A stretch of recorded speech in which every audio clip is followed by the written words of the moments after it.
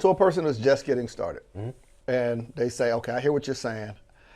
I'm trying to get into the space. How early should a person be thinking about paid advertising? Should they start from right out the gate, just figured out, let's say Chill Gates as a case study or prototype, just left the streets, moving into business. Man, I don't know how to find people that'll work with me. Should someone, is it ever too early to get started with paid advertisement? It is. If they haven't figured out their messaging, if they haven't figured out their offer, they don't got their system put in place where they generate leads and drive people to a certain thing. They don't got their sales process.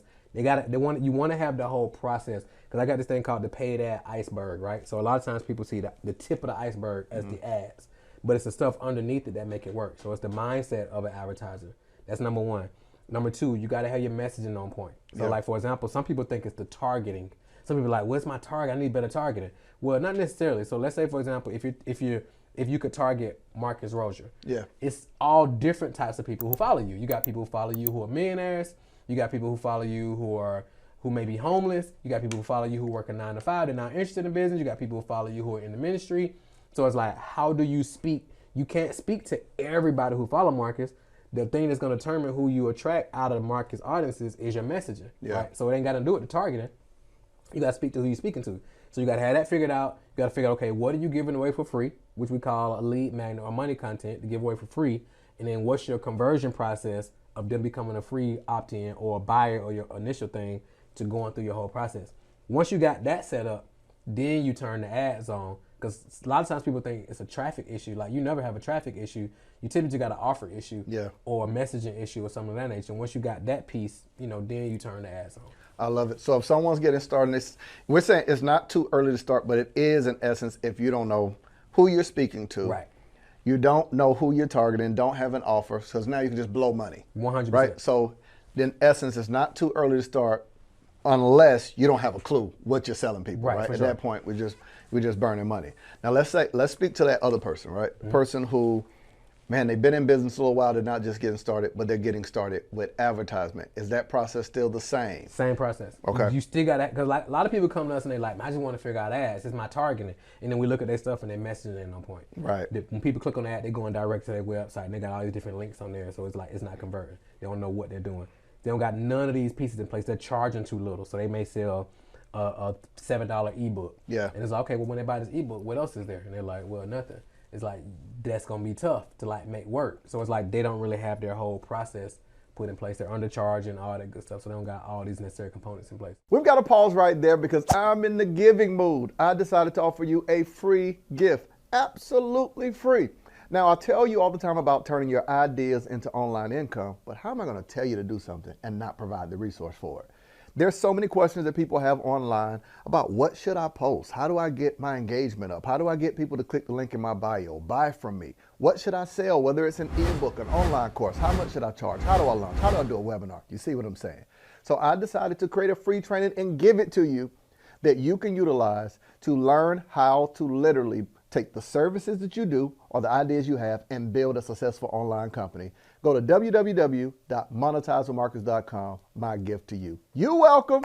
I love it. I love it. So whether a person's just getting started or further along, it's still going to be important, in essence, to truly build a business. 100%. It's business fundamentals. It's like the internet has made people think that you can grow a business without basic business fundamentals. Like, you build a following, you buy followers, you get on Clubhouse or you get on TikTok. Like, you still got to understand basic business fundamentals. I don't care how many followers you know how many people got a ton of followers, 1 million followers, and they broke? Oh, without question. Don't know how to make no money. That's why I monetize them. They got this following, but they don't know how to monetize. 100. You know what I'm saying? 100. I always tell people a lot of followers on social media without a strategy to monetize is like a barbecue with no food. Bingo. A lot of people show up, have a good time, and a lot of people leave hungry. And you feel good. Right. So it feels good to have an audience and saying it wrong. Mm-hmm. If I would have asked, and I want to dig more into what I love is the amount of strategy and tactics you give. Mm-hmm. I teach my clients how to know who to invest their money with, right?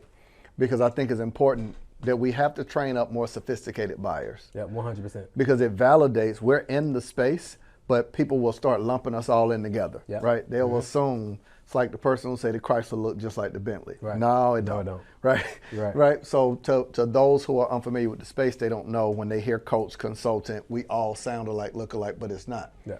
I like that you give strategy and tactics. And one of the things I tell my clients is the best way to know if someone is a coach that is worth spending your money with is when you ask them a question, do they turn into a motivational speaker? Meaning, if I ask you something about ads specifically, you were able to go step by step versus, well, first you got to just go harder. Like, bro, you don't turn into no motivational speaker you gotta now. spend more money. Right, like they can't give you strategy and tactics, so they always put the onus on you and just say, well, you got to just wake up earlier and it's about consistency. Mindset. Right, like first you got to believe in yourself. Okay, once I believe, then what? Then next you got to just show up. And when I show up, what should I do? Right. So people say a lot of that.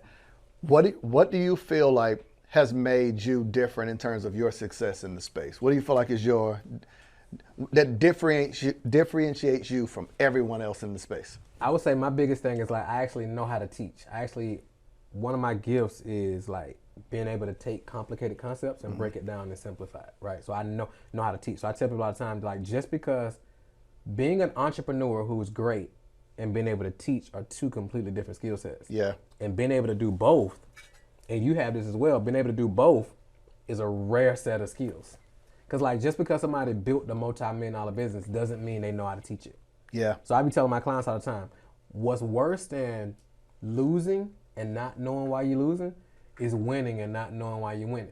Yeah. So a lot of times people can't look back and be like, okay, this is how I did this step, I did this step, I did this step. That's why they go into motivational mode. Like, hey man, you gotta just show up and went hard. I just woke up early. I just did cold showers. You know, I was just in the rooms. Yeah. And because I was in the rooms and I just went hard. I just spent my money. It's like, okay, what's the step by step strategy within that? Yeah. I just heard a guy, I won't say who, I was at an event, and it was basically a fireside chat type of situation. So people were asked, because of his success, they was asking him questions. And they were saying, what is one of the main factors that contributed to your success? And he said, because I wake up earlier than everyone else. I get up at 5 a.m. and this and this. Some of y'all sleep until 8. And I understood the sentiment of it, of what he was saying. So you're going to have people waking up at 5 o'clock with nothing to do. They wake up and they're just looking around. They're the only one up. They're tired. So now instead of waking up and scrolling on their phone at 8, they're going to wake up and scroll at 5. Because it lacked. What are you doing in that time? Why do you wake up at that time? How should we strategize? And some of us are early morning people. Some of us are more nocturnal creatures. Like for me, I'm a 1, 2 a.m. guy. I don't get up at 5. I get around 7, right? So I get a good 4 or 5 hours of sleep. I function better that way. You should quit working for free. How did social media hire all of us to be their workforce? We're on the app posting videos, going live, creating reels. We do not get paid when we create content on social media. They do, by selling our content to advertisers. But how do you actually build an online business using social media? I want to break it down for you and give you access to it. There's 5 simple steps. I'll tell it to you in a few seconds. Step number 1 is client attraction. I'm going to show you how to actually attract clients that will happily pay you what you're offering. Step number 2, how to capture them. How do you get their emails? How do you get their phone numbers? How do you get them to show up to your event? Be on your Zoom calls. To what I refer to as client dating. It's where you nurture a relationship with people to get them to say yes to whatever you're offering. And I'm even going to show you what type of content to create that gives you brand visibility and brand recognition. I call it social media secrets. You get access wherever you're watching this video. You'll see it in the description and you'll see it beneath this. Let's get back to the episode. So I say that to say, do you believe in the space that there is a one size fit all? If you were able to build, like if you say, do you think anyone can package their knowledge and information, like how I say, turn their ideas to income? Do you think that's possible for anybody? Or do you feel like everybody just don't have it? I think it depends. So you saying, so I don't think everybody, that's a really good question, bro. I think everybody has knowledge and expertise that they have that they can package up. Okay. Now, can they do it and teach other people and other people get results? That's the question, all right? Yeah. I don't think everybody can do that, because to coach and to teach people, you actually have to care. Yeah. And you have to care enough, because you're dealing with human beings, and like human beings show up with everything. Yeah. They show up with their trauma from their childhood. They show up with the stuff they dealing with their spouse and their kids. True. They showing up with how jaded they are from this past coach. It's like you gotta care enough to like slow down, listen to them, meet them where they are, and then guide them through the process. Now some people are like, well, I can just sell a course, and then just teach them in that and not deal with people. Yeah, you can, but not if you really want to help people.